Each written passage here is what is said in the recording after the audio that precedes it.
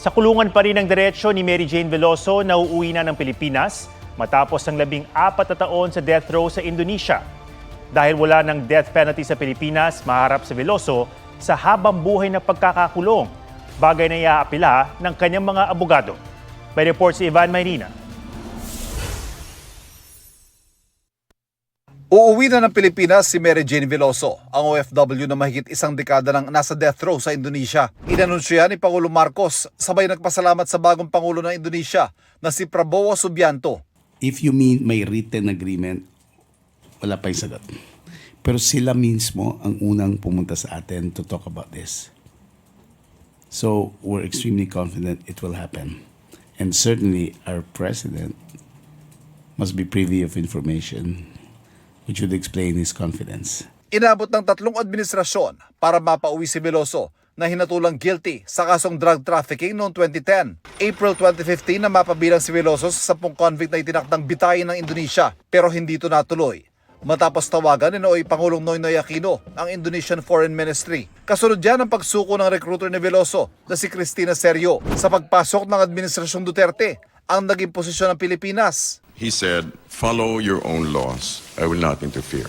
Pinayagan naman ng Indonesia na makapagbigay ng testimonyo si Veloso laban kay Serio at isa pa niyang recruiter na si Julius Lacanilao sa pag-upo ni Pangulong Bongbong Marcos.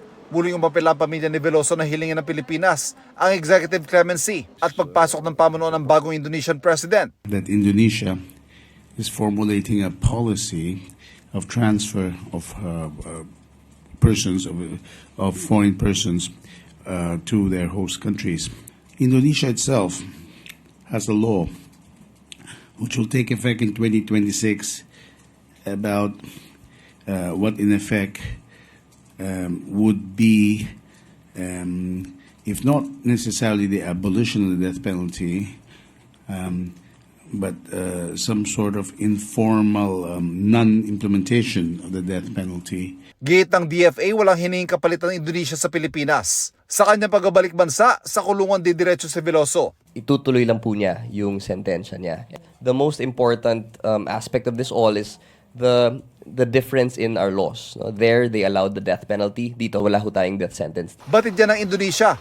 Kaya ayon sa Law and Human Rights Ministry ng Indonesia, life imprisonment ang magiging sentensya ni Veloso. Tutukuyin pa ng gobyerno ng Pilipinas kung saan pwedeng dalhin si Veloso. Pero ang gusto ng mga abogado ni Mary Jane, tulak natin ay absolute clemency. sabi ng Indonesia, nasa kapangyarihan na ni Pangulong Marcos kung bibigyan ng pardon si Veloso. Laking pasalamat ng pamilya Veloso na makakauwi na siya. Sa tagal ng panahon, parang pinakinggan ng Diyos sa aming panalangin. Sana po, kung makauwi si Mary Jane, diretso na po sa bahay namin. Ivan Mayrina nagbabalita para sa GMA Integrated News.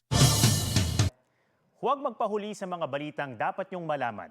Mag-subscribe na sa GMA Integrated News sa YouTube.